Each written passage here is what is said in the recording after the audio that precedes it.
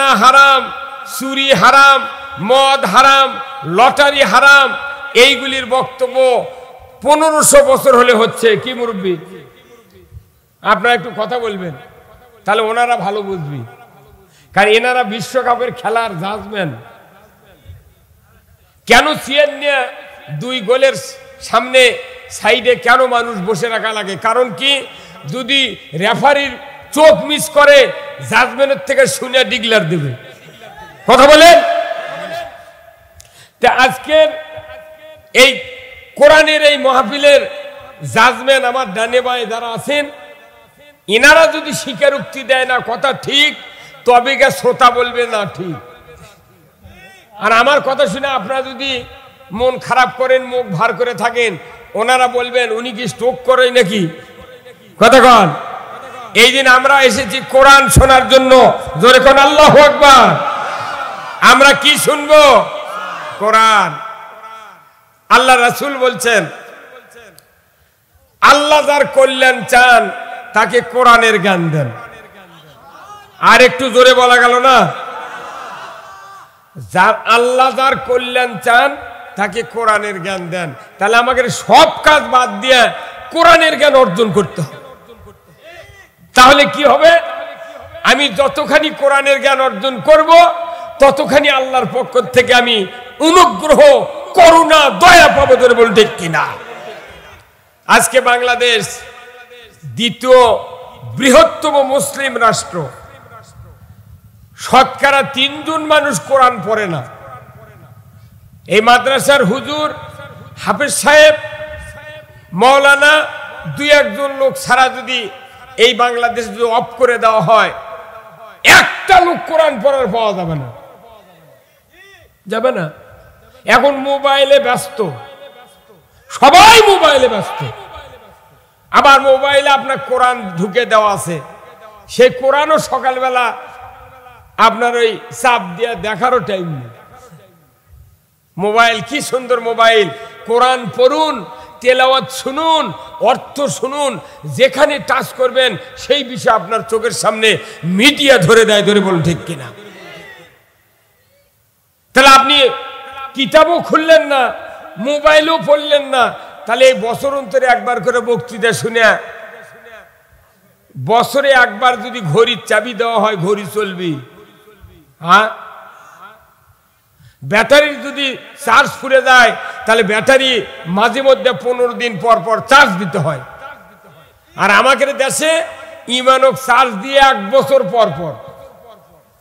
1 বছরের মধ্যে ওই অ্যাসিড শুকে যায়, প্লেট কানা হয়ে যায়। আবার নতুন সিজনালে বিভিন্ন পার্টস বদলে আবার এদের চার্জর ঢুকে দিয়েছেন। তাও কি চার্জ ফুল হয়? আজকে 2 ঘন্টা চার্জ দিলেন ওই হুজুর, আমি দেবো 2 ঘন্টা। 4 ঘন্টা চার্জের পর ফজরের নামাজের মুয়াজ্জিন মরবি আজান দেয়া, কিন্তু চেতন পাবেন না। কতক্ষণ? তাহলে এই চার্জ থাকলো, তার মানে এখান থেকে বাড়ান শেষ, চার্জও শেষ। আমি একটু চার্জ দেব আপনাদেরকে, শুনতে রাজি আছেন? তাহলে একটু না আপনাদের পরীক্ষা করব, দেখি আপনাদের চার্জ নেওয়ার মতো প্লেট ঠিক আছে কি না। আমি কিছু তাকবীর দেব, আপনাদের উত্তর দিতে হবে। রাজি আছেন? তাকবীর হবে কার নামে? আল্লাহর নামে। তাকবীর দিতে অসুবিধা আছে? আল্লাহ রসুল বলছেন, আহাব্বুল কালামে ইলাল্লাহি আরবা, আমার আল্লাহর কাছে 4টি কথা সবচেয়ে প্রিয়। তারই 4 নাম্বার হলো আল্লাহু আকবার। এই আল্লাহু আকবার ধ্বনি যে মুসলমান দিবে, তার নামটা আরশে আজিমে পৌঁছে যায়। আল্লাহু আকবার। লিল্লাহে তাকবীর, নারাই তাকবীর, নারাই তাকবীর। আল কোরআনের আলো, আল হাদিসের আলো। এতই ঘরত জ্বালালেন। 1500 বছর মধ্যে 600 বছর এই কোরআন সংসদে ছিল। 600 বছরের পর 900 বছর হচ্ছে এই কোরআন আছে ঘরত। কতক্ষণ? এই কোরআন হলো সংসদের কিতাব। কিয়ামত 400 বার হবে, দুনিয়া 800 বার সৃষ্টি হবে। এই কোরআন যতক্ষণ সংবিধান রচনা করা হয়, ওই জায়গায় যদি রাখতে না পারেন, আল্লাহর ইজ্জতের কসম, দুনিয়ায় নবীও যদি থাকে, দুনিয়াতে শান্তি হতে পারে না, পারে না। এই কথাটাই মানুষকে আমরা বুঝাতে পারছি না।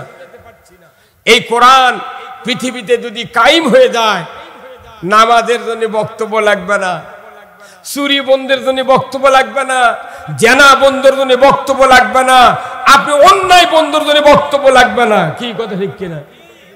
তাহলে আপনি কেন এই বক্তৃতা দিয়ে মায়না আমাকে মেরে ফেলে দিচ্ছেন? নামাজের আইন কায়েম হবে, নামাজ আদায় হবে। আল্লাহু আকবার। আবার ভাইরা, আজ থেকে ১৫০০ বছর আগে আল্লাহ রব্বুল আলামিন পৃথিবীর জমিনে নবী প্রেরণ করলেন। আমার আপনার নবীকে দায়িত্ব দেওয়া হলো, আমার রাসূল পৃথিবীর জমিনে আপনি চলে যান, আপনাকে আমি একটা মাত্র দায়িত্ব দেব, যে দায়িত্ব পালন যদি করতে পারেন, তাম পৃথিবীর মানুষ যদি তার আনুগত্য করতে পারে, আমার আল্লাহ বলেছেন পৃথিবীটা হবে জান্নাতের ভূখণ্ড, যেখানে চুরি থাকবে না, জানা থাকবে না, কোনো হানাহানি মারামারি থাকবে না, কোনো হিংসা থাকবে না। এই পৃথিবী বানানোর জন্য আপনাকে প্রেরণ করেছি। হুজুর আমাদের সামনে বলে দিলেন কোরআনের আয়াত থেকে। আল্লাহর নবী বললেন, কুল্লাহবিতু মিনহা জামিআ ফাইম্মা ইয়াতিয়ান্নাকুম মিন্নি হুদান ফামান তাবিআ হুদায়া ফালা খাউফুন আলাইহিম ওয়ালা হুম ইয়াহজানুন। আমার আল্লাহ বললেন, ও দুনিয়ার আদম বংশধর, পৃথিবীর জমিনে নেমে যাও, মিন্নি হুদান, আমার তরফ থেকে যে হাদায়াত বাণী যাবে, ফামান তাবিআ, যদি এতাত করতে পারো, ফালা খাউফুন, তোমাদের জন্য কোনো ভয় নাই, ওয়ালা হুম ইয়াহজানুন, তোমাদের জন্য কোনো দুশ্চিন্তা হবে না। জোরে কোন সুবহানাল্লাহ। কোরআন মানলে ভয় নাই, চিন্তা নাই, কার কথা? সবাই বলেন কার কথা? তাহলে এটা পজিটিভ উত্তর। কোরআন মানলে ভয় নাই, এটা আল্লাহর কথা। যদি কেউ ইচ্ছা করে কোরআন যদি না মানি, রাসূলের আদর্শ যদি না মানি, আমার আল্লাহ বলেছেন, ওয়াল্লাযীনা কাফারু ওয়া কাযযাবু বিআয়াতিনা উলাইকা আসহাবুন নারি হুম ফিহা খালিদুন। আমার আল্লাহ বলছেন, ও আমার বান্দা বান্দীগণ, তোমরা যদি আমার কথাগুলিকে মিথ্যা মনে করো, অবিশ্বাস করো, আর যদি ঘাড় মটকে যদি বিপরীত দিকে চলতে থাকো, আমি রব্বুল আলামিন বলে দিচ্ছি, তোমরা দুনিয়াতে অশান্তি ভোগ করবে, আর আখিরাতে তোমরা জাহান্নামের আগুনের সাথী সঙ্গী হবে। তাহলে এই দুটার কথা এই কোরআনুল কারিমে ৬৬৬৬টি আয়াত রয়েছে। এই আয়াতগুলি বোঝার জন্য এই দুইটি আয়াতই যথেষ্ট। এর এক কথায় প্রকাশ হলো, কোরআন মানলে জান্নাতি, না মানলে, হ্যাঁ, কোরআন মানলে আর না মানলে। এই বাংলাদেশ গোটা যদি পেপারিং করা হয়, একটা লোক আমি দেখতে চাই যে জাহান্নামে যেতে চাই কোরআন হাদিস না মানে, তাকে 1 কোটি টাকা দেওয়া হবে। বাংলাদেশে মনে হয় এই লোকও পাওয়া যাবি। এই বাংলার মাটিতে কোরআনকে পা দিয়ে দলিত মথিত করা হচ্ছে, ঠিক কিনা? এই কোরআনে আগুন দেওয়া হচ্ছে। এত বড় জালিম এই বাংলার জমিনে এখন আছে। তাহলে বলুন, কোরআন মানলে জান্নাতি, তাহলে আমরা কোরআনের কি কি মানছি একটু তালিকা দেখা দরকার তো। আচ্ছা, কত বিরাট ভিআইপি পরিবার কিংবা নরমাল পরিবার বিবাহ হয়, এক পক্ষ বর এক পক্ষ কনে। বিবাহের অনুষ্ঠানে ওই মেয়ের বাড়িতে যখন বর যা ওনার স্ত্রীকে উঠায় নিয়ে আসেন, সেই দিন অনেক আত্মীয় স্বজন দান দেয় না ভাই? দান দেয় কিনা? হুন্ডা প্রথম দানের 1 নাম্বার হলো Honda. Motor cycle, Gixxer, Apache, Pulsar, না R15, কত বল? এটা 1 নাম্বার তালিকায় থাকে। এরপরে কমপক্ষে 44 রকমের দানের জিনিস থাকে। যখন কন্যা তুলে দেন তখন ওই মিয়া পক্ষর লোকেরা, ওই মিয়ার ভগ্নিপতি, বড় ভাই, তারা লিস্ট করে কি কি দিলাম। কতক্ষণ কি কি দিলাম? কেন দেয়? যদি ভবিষ্যতে কোনো গন্ডগোল হয় তাহলে 2 পয়েন্ট ওই তালিকা ধরে ফেরত নেব। কি হয় কতক্ষণ দেখা? আল্লাহ তাআলা এই পৃথিবীতে মানুষগুলিকে নিয়ামত দিয়েছেন, অনেকগুলি নিয়ামত।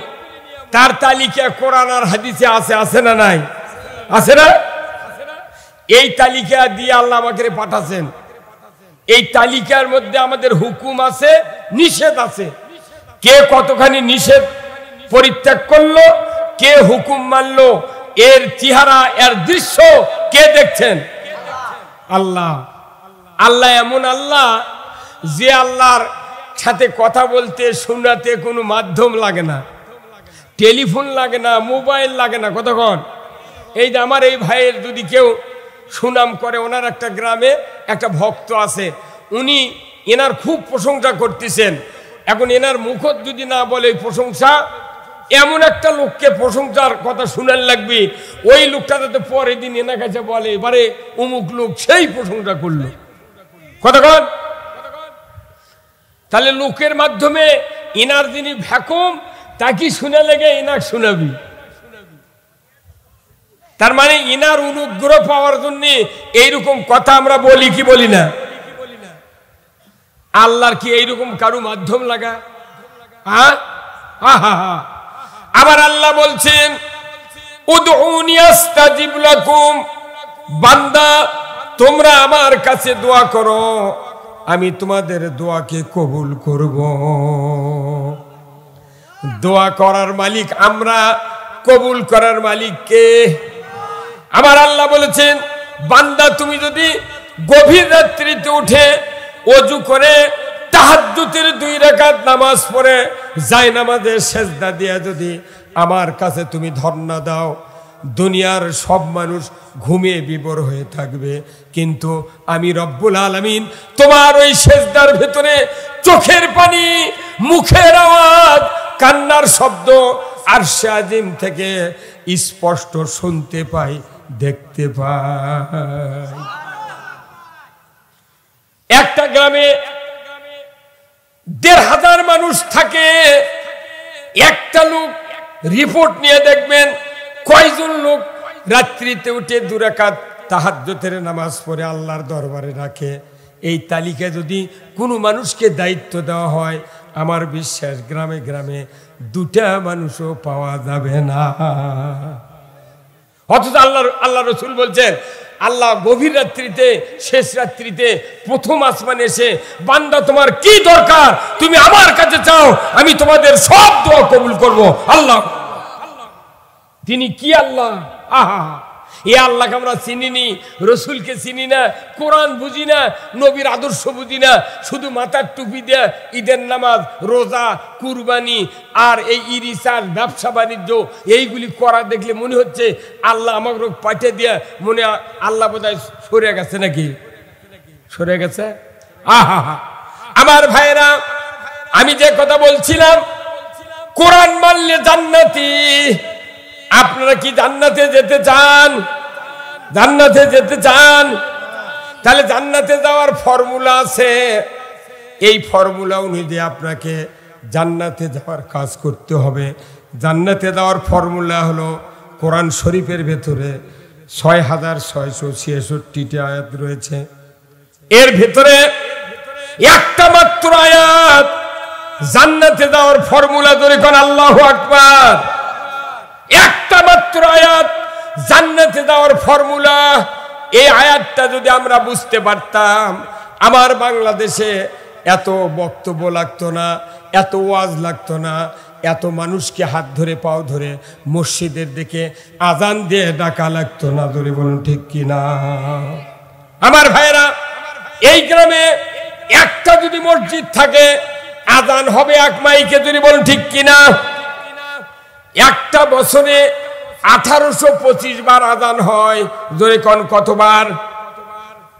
1825 বার আজান হয় এক মসজিদে বছরে। ওই 1825 বারের আজান কয়টা মানুষ ওই গ্রামের গুরুত্ব দেয় কোন তো? আসরের সময় 4 জন, ফজরের সময় 7 জন, জহরত কাজের চাপে 3 জন। মাদ্রাসা যদি না থাকতো আমাদের দেশের মসজিদ গুলার মুসল্লি পাওয়া যেত। কারণ কি? 1825 বারের আজান আমার কানে শুনে কিন্তু গুরুত্ব দিই না। আমার রাসূল বলছেন, যারা তোমরা আজান শোনার পর মসজিদে হাজির হও না, আমার বিশ্বাস, আমার ইচ্ছা হয় যে খড়কুটা দিয়া ওই আগুন লাগায় দিয়া তোমার বাড়ি ঘর জ্বালায় দিই। আর আপনি 1 লাখ বুড়া মানুষ মসজিদে যাচ্ছেন, 3-4টা ছেলে ঘরের মধ্যে লাখ ডেকে ঘুম পাড়িচ্ছে।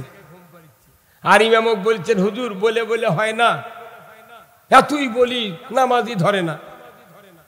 কি বলিছেন আপনি?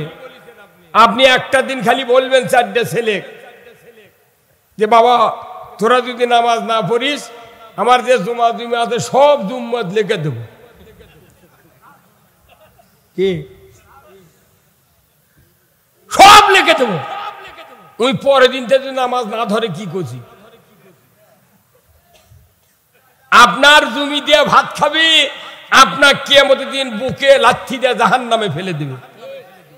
আল্লাহ কোরআনে বলছেন, এই সন্তানগুলি তোমাদের জন্য ফিতনা। যখন ছেলে জন্মে তখন মনে করেন যাক বিশাল কাজ, আর মেয়ে হলে মুখ কালো হয়ে যাক না, যা চাইছিলাম তা হয়নি। কি চাইছিলেন? বেটা চাইছিলেন। আহা আমার ভাইরা, যাকে সেই কথা আল্লাহ রসুলকে পাঠিয়ে দেওয়া হলো কি উদ্দেশ্য নিয়ে? এই উদ্দেশ্যের কথা আমি বলতে গিয়া অনেক দূর চলে গেলাম। আমার আল্লাহ তাআলা কোরআনুল কারিমে সূরা সফের ভেতরে এত সুন্দর বক্তব্য দিলেন, হুয়াল্লাযী আরসালা রাসূলাহু বিল হুদা ওয়া দীনিল হক লিইয়ুযহিরাহু আলাদ-দীনি কুল্লিহি ওয়ালাউ কারিহাল মুশরিকুন। আমার আল্লাহ বললেন, আমি সেই সত্তা, তিনি তার রাসূলকে প্রেরণ করেছি সত্য হাদাত দিয়া, দিন দিয়া, জীবন ব্যবস্থা দিয়া। আপনি পৃথিবীর জমিনে গিয়ে মানুষের তৈরি করা আইন কানুন মতবাদ উৎখাত করে দিয়া একমাত্র আমি আল্লাহ, আমার মতবাদ আপনি বিজয় করবেন। এতে করে কাফের মুশরিক বেদিনের কলিজায় যত জ্বালা যন্ত্রণা হোক না কেন, আপনি রাসূল পরোয়া করবেন না। নবীকে দায়িত্ব দেওয়া হয়েছে, আপনি পৃথিবীর জমিনে গিয়া আমার খেলাফত কায়েম করবেন। জোরে কোন আল্লাহু আকবার। রাসূলকে এই দায়িত্ব দেওয়া হয়েছে। আপনাকে কি বলা হয়েছে? আপনাকে আমাকেও কোরআনুল কারিমে বলা হয়েছে, ওয়াইজ ক্বালা রাব্বুকা লিল মালাইকাতি ইন্নী জাইলুন ফিল আরদি খলিফা। আমি আল্লাহ ফেরেশতাদেরকে ডাক দিয়ে বললাম, আমি পৃথিবীর জমিনে আমার প্রতিনিধি সৃষ্টি করতে চাই। খলিফা শব্দের অর্থ হলো, এই ওয়ার্ডটাই হলো মানুষ সৃষ্টি করা হয়েছে পলিটিক্যাল জীবন দিয়ে। মানুষকে সৃষ্টি করা হয়েছে রাজনৈতিক জীবন দিয়ে। ঠিক কিনা?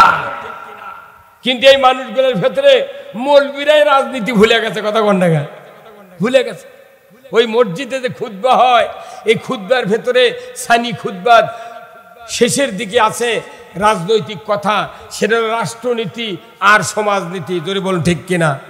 আল্লাহর নবী বলেছেন, অসুলতানু জিল্লুল্লাহি ফিল আরদি মান আহানা সুলতানাল্লাহি ফিল আরদি আহানাহুল্লাহ। আমার আল্লাহ রাসূল বলেছেন, ন্যায়পরায়ণ শাসক আল্লাহর ছায়া সদৃশ্য। যদি কোন আল্লাহু আকবার। ন্যায়পরায়ণ শাসক কার ছায়া? আল্লাহর ছায়া। ন্যায়পরায়ণ শাসক তখনই জমিনে কায়েম হবে যারা কোরআন দিয়ে পৃথিবী চালাবে। যদি বলেন আল্লাহু আকবার। ন্যায়পরায়ণ শাসক কায়েমের যারা বিরোধিতা করে, রাসূল বলেছেন তারা যেন স্বয়ং আল্লাহর সাথে বিরোধিতা করলো। আজকের সমাজে আল্লাহর আইন, কোরআনের শাসন কায়েমের বিরোধিতা আছে না নাই? হ্যাঁ জোরে বলেন, আছে না নাই? যারা বিরোধিতা করে এরা বোঝে না। এরা কেন বোঝে না আমি উদাহরণ দিই। এই যে সামনে শীত আসতেছে না ভাই, শীত আসতেছে তো। আচ্ছা, এই শীতের ভেতরে ছোট ছোট বাচ্চা তাদের আছে, হেঁটে বেড়ায় কিংবা হামকুরে দেয়, একটু ছোট, হাঁটতে পারে না। এই সন্তানক যখন মা ওই সকালবেলা শীতের কাপড় পরে দিতে লাগে, তখন ওই সন্তান চিৎকার করে কাঁদে। কাঁদে না? মা একাই পায়জামার এক ঠ্যাং পায়ের মধ্যে ঢুকে দেয়, ওই সোল আর এক পা আলোক করে এই ঠ্যাং খুলে ফেলে দেয়। কথা কন না? আর এত কান্দে।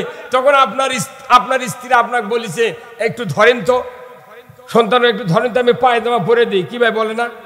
তখন আপনি যদি ওই সন্তানের পাও মাটিতে রাখেন, তাহলে কোনো পাও দিতে পারবে না। ওকে একবারে আলোক করা লাগবে। কথা কন? একবারে আলোক করে ধরা লাগবে, তখন আপনার স্ত্রী পায়জামার ঠ্যাং ঢুকাবি। আর এই ঢুকাতে এত চিৎকার করে কাঁদবে, যখন কঠিন শীতের ভেতরে সকালবেলা গায়ে তেল দিয়া মা এই পোশাক গায়ে দিয়ে তখন একবারে একটু ফিডার হোক, বুকের দুধ হোক দেওয়ার পর যখন বাচ্চা আস্তে আস্তে শান্তি পাবে যে না রে এখন তো কি হচ্ছে, শরীর গরম হচ্ছে, তখন ওই সন্তান আস্তে আস্তে চোখ মুজে ঘুমাবে। তোর কোন ঠিক কিনা? ওই যে এরকম ছোট্ট শিশুকে শীতের পোশাক পরে দিতে যেরকম চিল্লা চিল্লি করে, অথচ তখন শান্তি পায়, তখন নীরবে ঘুমায়। জোরে বলেন ঠিক কিনা? আজকের এই পৃথিবীতে কোরআনের আইন শোনার পর যারা চিল্লা চিল্লি করে, যদি কোরআনের আইন একবার আপনি দেখাতে পারতেন, আমার দেশে নয় তাম পৃথিবীর মুশরিক, বেদিন, নাসারা, ইহুদিরা কোরআনের আইন কায়েমের জন্য পাগল হয়ে যেত।